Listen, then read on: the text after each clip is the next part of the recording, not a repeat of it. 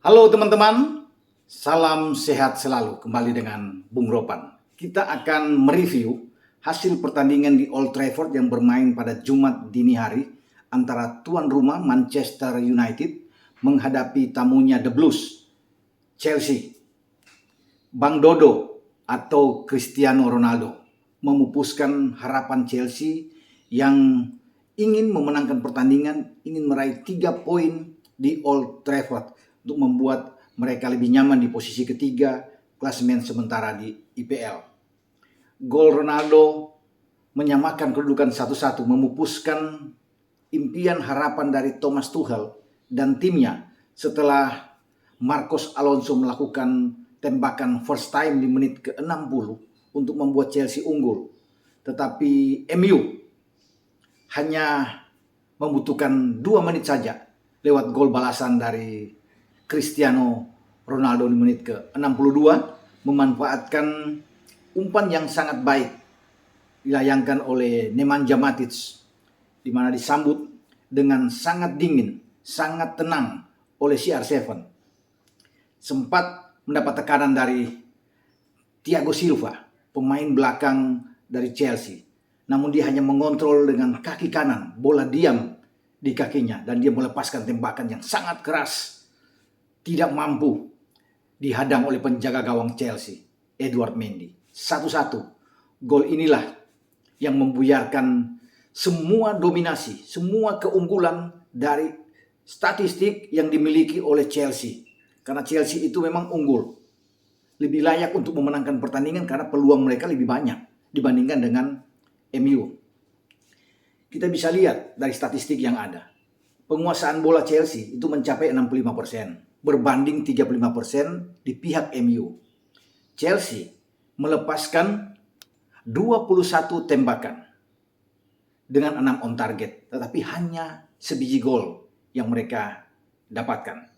Sementara MU hanya 6 tembakan dan ada 3 on target di sana dan ada 1 gol lewat CR7.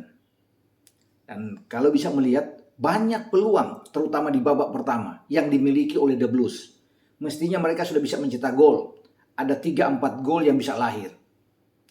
Namun, hanya karena ketangguhan dari seorang kiper, lagi-lagi David De Gea, mematahkan semua peluang itu.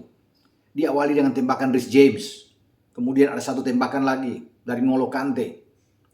Ada tendangan yang sangat kuat yang akhirnya diblok, ya, dihalangi oleh De Gea dari Kai Havertz. Sundulan Kai Havertz juga masih bisa diatasi oleh De Gea. Kalau tidak ada De Gea, saya tidak tahu berapa gol lagi akan tercipta. Saya sudah bilang tadi 3-4 gol mungkin akan lahir.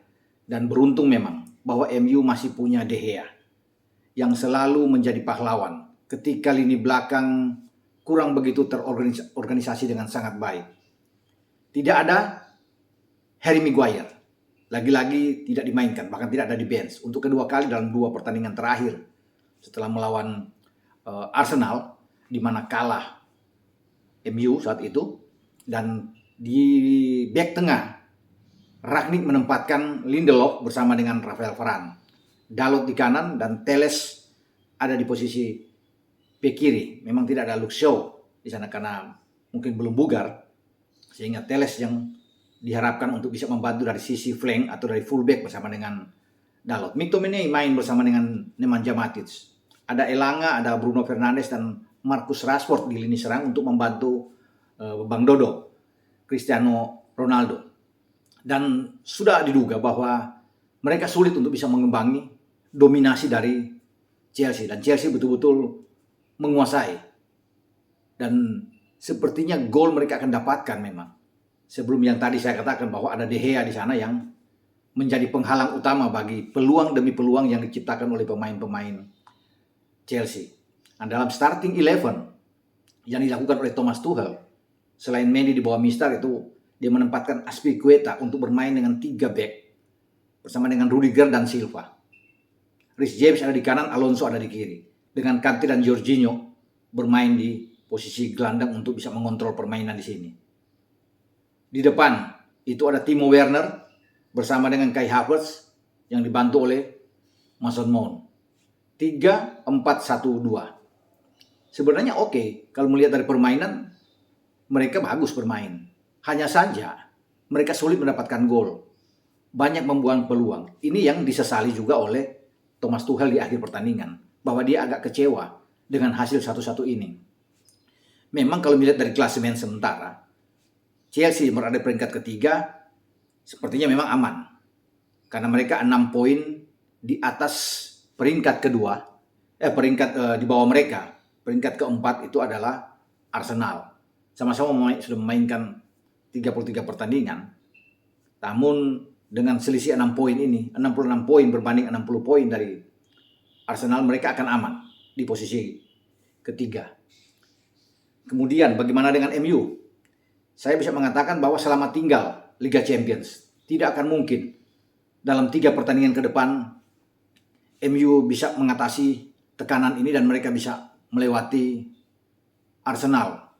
Mereka sudah sangat jauh dibandingkan dengan Arsenal. Kalau tertinggal dengan 5-6 poin berat buat mereka, di mana Arsenal baru bermain 33 kali, sama seperti Spurs. Sementara MU sendiri sudah bermain 35 kali.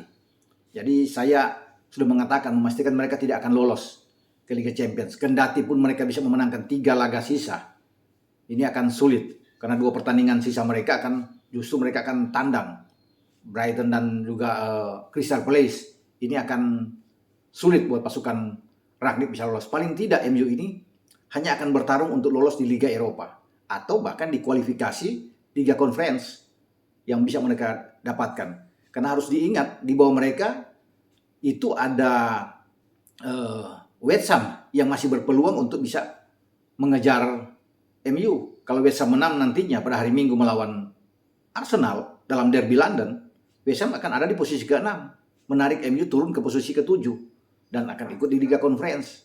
Sangat disayangkan memang dengan kekalahan demi kekalahan yang dialami oleh MU setelah dihajar oleh Liverpool, dihajar oleh Arsenal, dan sekarang hanya mendapatkan 1 poin. Tapi saya pikir beruntung bagi MU ketika mereka bermain dengan 1-1 dengan gol yang dilakukan oleh Cristiano Ronaldo untuk menyamakan kedudukan.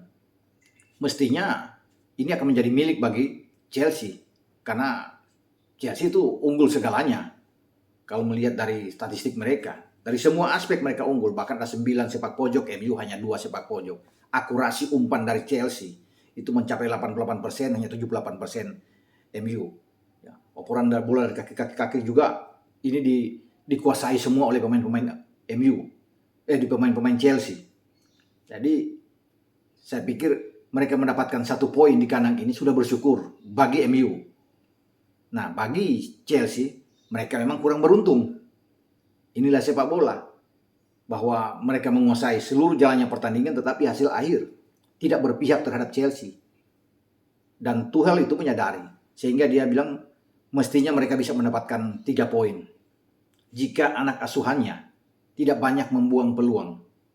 Namun harus diingat, peluang tetap ada kalau bisa dilihat untuk membuat gol. Tetapi ada De Gea di sana. Kalau mungkin bukan De Gea, bisa saja Chelsea bisa memenangkan pertandingan. Tapi dengan hasil ini pun Chelsea saya rasa sudah aman. Karena dengan 6 poin tidak mungkin akan dikejar oleh Arsenal. Pertarungan hanya akan terjadi di posisi keempat untuk zona Liga Champions antara Arsenal dan juga dengan Spurs yang hanya berselisih 2 poin. Tetap Arsenal harus bisa mengontrol ini. Tidak boleh kalah melawan West Ham besok. Kalau kalah berbahaya. West Ham boleh naik ke posisi ke-6, tapi posisi Arsenal akan diancam oleh Spurs. Walaupun sama-sama baru memainkan 33 laga. Ini yang seru, bahwa pertarungan antara klub-klub London ini untuk bisa mengamankan di zona Champions antara Arsenal dan Spurs itu akan terus berlangsung seru sampai pada tanggal 22 Mei akan datang. Termasuk dengan West Ham United.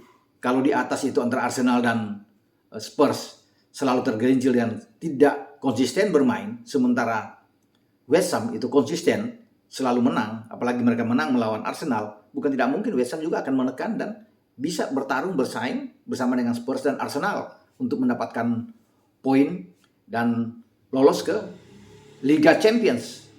Walaupun ini juga terasa berat bagi pasukan David Moyes, karena peluang itu saya lihat ada di Arsenal dan juga ada di Spurs. Kita akan tunggu nantinya untuk laga-laga ke depan untuk memperebutkan zona Champions ini. Karena 3 di atas sudah pasti akan ada City, Liverpool, dan Chelsea yang saya yakin pasti lolos ke Liga Champions musim yang akan datang. Tinggal 1 slot yang akan diperebutkan oleh Arsenal dan juga oleh Spurs dalam pertarungan mereka di musim ini 2021-2022. Sementara itu, dalam lanjutan pertandingan semifinal di Liga Eropa, harapan bagi West Ham United untuk bisa lolos ke final di Liga Eropa dan berharap bahwa mereka bisa mendapatkan 1 jatah untuk wakil Inggris ikut di Liga Champions musim depan, itu buyar ya. Ketika di kandang mereka dikalahkan oleh tamunya, Eintracht Frankfurt dengan 1-2. Ini sangat disayangkan bagi tim asuhan David Moyes. Mereka tidak mampu memanfaatkan laga kandang untuk bisa memenangkan pertandingan sehingga lebih tenang di saat mereka berkunjung ke Eintracht Frankfurt ya pekan depan untuk bisa memainkan laga di leg kedua babak semifinal. Dengan hasil ini membuat posisi dari West Ham itu berat karena Frankfurt sangat kuat. Frankfurt ini sudah menyingkirkan Barcelona. Mereka tidak kalah setelah main imbang di kandang, mereka memukul Barcelona di kandang Barcelona. Dan sekarang mereka punya harapan untuk bisa lolos, paling tidak bermain imbang di kandang mereka, bahwa Filip Kostic dan kawan-kawan ini bisa lolos. Dan 2 gol mereka itu sangat baik dengan Knauf yang bisa membuat gol pertama ketika pertandingan baru berlangsung 1 menit dan ditentukan oleh Daichi Kamada, pemain Jepang ini yang bisa membuat Frankfurt unggul dengan 2-1 setelah ada gol balasan dari Michael Antonio dari West Ham United. Masih seru sebenarnya, peluang bagi West Ham masih oke.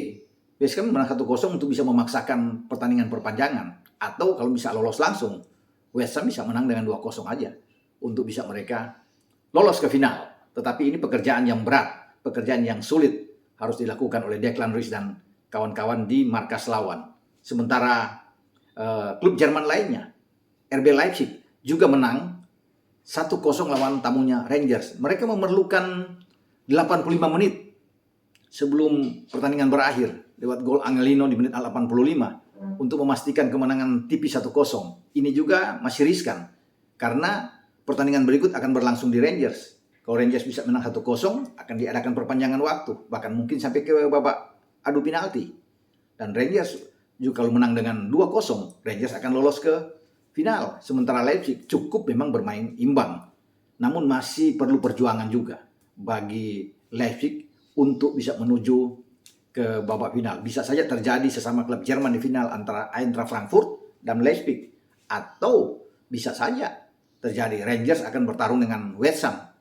Kita akan tunggu nantinya di leg kedua babak semifinal di Liga Eropa yang sangat seru. Sampai di sini pembahasan saya review dari hasil akhir 1-1 di Theatre of Dreams atau di Old Trafford, di mana MU menggagalkan upaya Chelsea untuk meraih 3 poin penting di markas mereka dengan gol balasan dari Cristiano Ronaldo setelah tertinggal dengan gol Marcos Alonso.